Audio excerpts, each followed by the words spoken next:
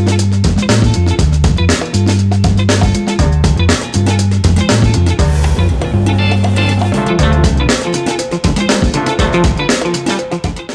and welcome to another edition of Ask the Expert. We're here with John Fairfield, a professor of history at Xavier. Our topic today is baseball and America.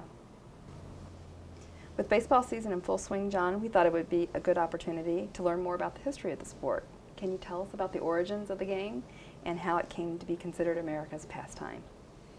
The origins of baseball is actually a tricky subject, a somewhat controversial subject. There's a myth of the origins of baseball, that it emerged spontaneously in 1839 in Cooperstown, this beautiful little small town in upper New York State, that it was the inspiration of a Civil War general, Abner Doubleday, and that it was born all at once and in its perfect form. Unfortunately, this isn't true.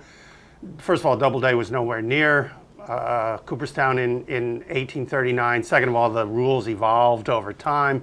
Third of all, it really was an urban game. But the real American origins of the game are in New York City in the 1850s. People think about it as a rural game, but it's really essentially an urban game played by urban artisans and urban clerks. How would you describe baseball today in terms of how it fits into America's culture? In some ways, I think baseball is still a wonderful, important part of our culture, and it still carries forward certain values that are endangered in our society. One would be love of city, loyalty to city, and I know there is something called free agency, but at least for a time, the players represent us. Maybe even more so, it's still a place where there are craftsmen who hone their craft and develop their craft. We respect their craft. Baseball players still own the tools of their trade and spend endless hours developing it. It's also a game that depends so much on cooperation, particularly on defense, but to some extent on offense as well, the hit and run, the delayed steal, and so on. So the value of cooperation. But in other ways, and particularly if we think about the stadia that have been built over the last few years, I think it represents some of the less attractive aspects of our culture today. First of all, just about the financing of the stadiums, the way in which taxpayer money has gone into paying for these things, really for the benefit too often of billionaire owners. And the pricing schedules of the seats and the concessions in these ballparks very often are pricing the average fan out of the ballpark. So it's sort of adding insult to injury. We as taxpayers have to pay for these stadia, but then we find we're not comfortable. We can't really afford to go to these parks and see our teams. You've taught some courses on baseball and its connection to American cities. Can you describe the course for us?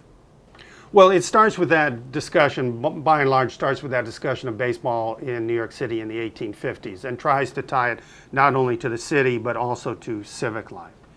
And then the second big section of the course investigates something that I call the myth of industrializing America.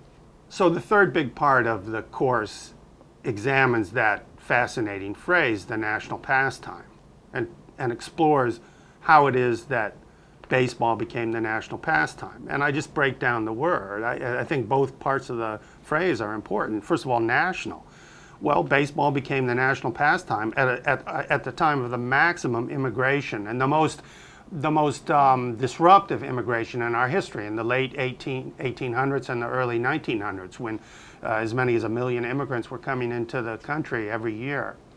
And baseball provided a way of defining who's American. If you played baseball, if you had your own baseball team, you were American. And so everyone from Polish and Italian to Jewish immigrants, to every immigrant group you can possibly imagine, they all had their own semi-pro or amateur baseball team. So it was a way for people to claim inclusion.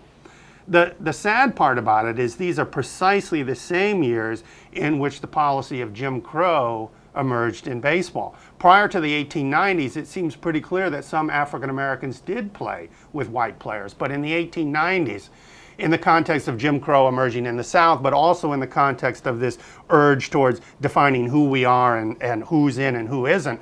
The color barrier went up, and African Americans were rigorously excluded from baseball.